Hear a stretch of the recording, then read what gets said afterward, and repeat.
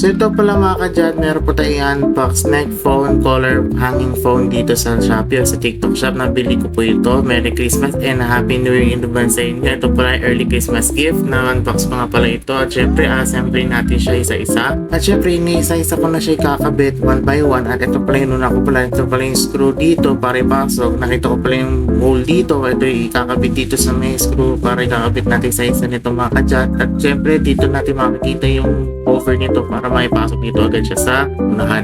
Hinigpit ko lang ito ng maigi hanggat ma-cover nito maiging maayos ito, hanggat mapasok nito yung kasikip niya dito at saka mag-move siya ng maayos. Pagtingin natin dito na adjust na yung unang beses natin siya kinakabit. At pangalawa naman, dito naman yung sa taas naman. At ito nga pala, kinakabit nito ng maigi din, same process din. At pinakaiba lang dito, iba't ibang process ng pagkakabit ng phone holder, either isa or i-extend ng dalawa para maging comfort dito pagdating sa pag-vlog. At meron pala dito sinasabit para meron ding cover para mas maganda. At syempre ito nga pala dito kinakabit pala isang beses, either left or right siya kinakabit para makikita natin either kaliwa o kanan ng process nito. Depende ko na lang kung gusto nyo pwede siya ikabit. At ito nga pala yung sa huli, yung cover nila pala dito para ikakabit pa na lang hanggat sa may close nila dito yung pagka move left and right nila, pagkaayos ng angulo ng video natin. Sinasara ko na agad ito na mabuti hanggat sa hindi magka-bull o magkasira o malaglag na isang tornilyo, kaya hinigpit ko na ng maayos. At ito nga pala yung finished product natin dito mga kadyat. Habang inayos ko pala, ito nga pala yung tamang finished product nito. Hinigpit ko na lang do hanggat hindi masara o mabuksan na naman ng maigi habang nag-vlog ako, kaya nasisira siya, natatanggal yung isang screw. Kaya napag-isipan ko, hinigpitin ko na lang ng maayos. At ito nga pala yung finished product natin ulit mga kadyat. Testingin natin dito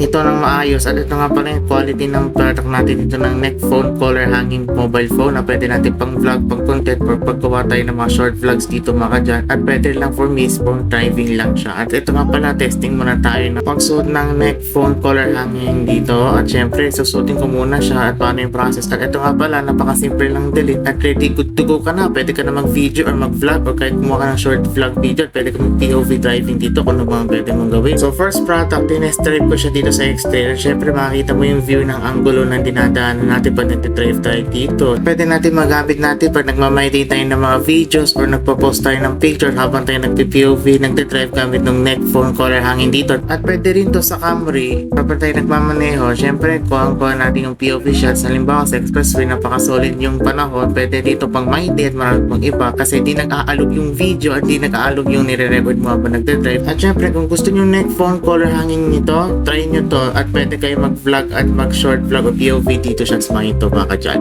Pwede rin maayos mo yung angulo habang nagmamaneho or pwede kahit pa nag-POV vlog kayo. At sa wakas, hanggang dito na mga kadyat. Paalam muna. Bye-bye!